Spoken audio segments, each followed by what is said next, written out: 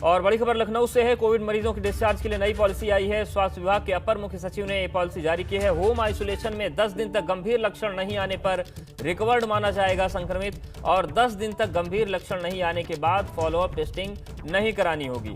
हल्के लक्षण वाले मरीज के अस्पताल में भर्ती होने पर प्रारंभिक जांच के लिए 10वें दिन या भर्ती होने के 7वें दिन बिना दोबारा जांच के डिस्चार्ज कर दिया जाएगा। हालांकि गंभीर रोगियों में सिस्टम नहीं होने पर डिस्चार्ज किया जाएगा।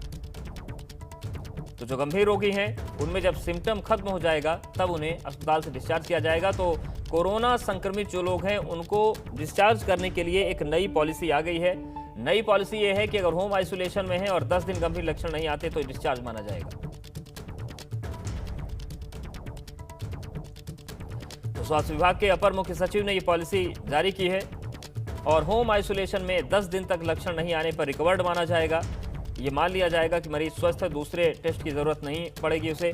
10 दिन तक गंभीर लक्षण नहीं आने के बाद फॉलोअप टेस्टिंग नहीं होगी और गंभीर रोगियों को लक्षण नहीं होने पर डिस्चार्ज किया जाएगा।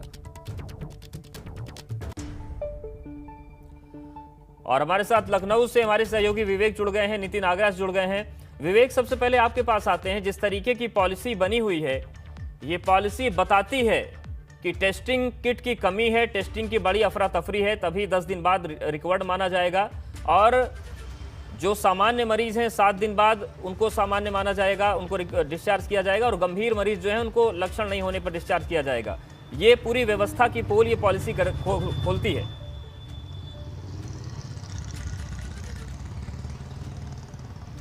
बिल्कुल सही कह रहे हैं आप कि ऑक्सीजन की कमी है, दवाओं की कमी है और पूरा सिस्टम कोलैप्स कर चुका है यहाँ लखनऊ में। लखनऊ में क्या कहें, पूरे प्रदेश की बात करें, सिस्टम कोलैप्स कर चुका है। आपको बता दें कि जो ऑक्सीजन चाहिए इस समय सिर्फ लखनऊ में वो करीब 25,000 जो सिलेंडर हैं वो कोविड अस्पतालों में ही चाहिए, जबकि इसके पहले जो सामान्य तौर पर होता था वो अस्पतालों में 16,000 सिलेंडर की खपत होती थी। हालांकि बड़े अस्पतालों में यहाँ प्लांट लगे हुए हैं, पीजीआई और केजीएमयू या लोहिया अस्पताल की बात करें तो वहाँ पर ऑक्सीजन प्लांट लगे हुए हैं, लेकिन फिर भी सप्लाई नहीं हो पा रही है। 10 गुना ज़रूरत ऑक्सीजन सिलेंडर की बढ़ गई है। ऑक्सीजन की खपत जो है 10 गुना ज़्यादा हो गई है।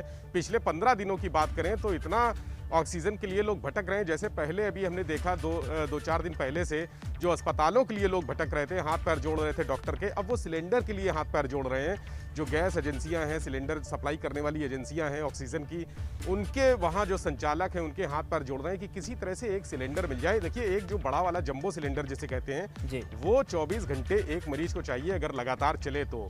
और इस समय 70% जो गंभीर मरीज भर्ती हैं 70% उनको ऑक्सीजन की ही ज़रूरत है। ऑक्सीजन के अलावा हम दवाओं की बात करें तो तमाम ऐसी दवाएं हैं, रेमडेसिविर इंजेक्शन भी नहीं मिल रहा है यहाँ, और जिसकी दाम अभी सरकार ने कम किए हैं कल ही। लेकिन यहाँ पर ब्लैक में इंजेक्शन मिल रहे हैं, जो निजी अस्पताल हैं उन्होंने ब्लैक में मिल रहे हैं। और सबसे अहम बात ये है कि जब इंजेक्शन मिल ही नहीं रहे हैं तो उसके आप दाम कम भी कर दीजिए तो उसका फायदा क्या है? मरीज तो मर जाएगा बिना इंजेक्शन के। नितिन, सवाल ये है कि आगरा की स्थिति क्या है? कल आपने बताया था कि कुछ अस्पतालों को कोविड अस्पताल में तब्दील किया गया है। क्या लखनऊ जैसी स्थिति आगरा में भी बन गई है? देखिए, अगर आगरा की बात की जाए तो आगरा में भी जो कोरोना की भयावहता है वो लगातार बढ़ रही है। कल 398 केसेस आए हैं और एक्टिव केस 1900 के पार जा चुके हैं। तो आप समझ सकते हैं आगरा में पूरी तरह से सभी अस्पताल फुल हैं, चाहे वो एसएनएमसी हो, डिस्ट्रिक्ट हॉस्पिटल हो या 10 निजी अस्पताल जो इस समय कोविड हॉस्पिटल बनाए गए हैं, सब जगह फुल हैं, बेड फुल हैं। आईसीयू की क्राइसिस है और L2 और L3 कैटेगरी में ऑक्सीजन की बहुत ज़्यादा ज़रूरत होती है। एक ओवरऑल अगर फिगर की बात की जाए, पूरे उत्तर प्रदेश में इस समय जो तमाम जिस तरह से कहा जाए एक महामारी का जो पूरी तरह से एक मंजर है, 600 टन ऑक्सीजन की ज़रूरत है, लेकिन यूपी में 400-450 से ज़्यादा ऑक्सीजन नहीं मिल पा रही है। और यही वजह है कि ऑक्सीजन क्राइसिस की वजह से बड़े स्तर पर मौतें हो रही हैं। आगरा में भी ऑफिशियल फिगर बात की जाए तो 3 लोगों की मौत हुई है, लेकिन शमशान घाट जो मोक्षधाम ताजगंज शमशान घाट है वहां जाकर पता चलता है कि असली हकीकत क्या है, आंकड़ों की बाजीगरी प्रशासन किस तरह से कर रहा है। और आज चूंकि वीकली लॉकडाउन है, तस्वीरों के जरिए मैं दिखाना चाहता हूं कि मैं इस समय वाटर वर्क्स पर खड़ा हुआ हूं, लेकिन आप देखिए एक बस आती है, तमाम पैसेंजर यहां इंतजार कर रहे होते हैं और किस तरह से ना कोई सोशल डिस्टेंसिंग है, कई सारे लोग ऐसे भी हैं जो मास्क भी प्रॉपर वेयर नहीं कर रहे हैं। तो आप समझ सकते हैं कि वायरस की चेन को बढ़ावा देने के लिए किस तरह से बड़े स्तर पर लापरवाही बरती जा रही है।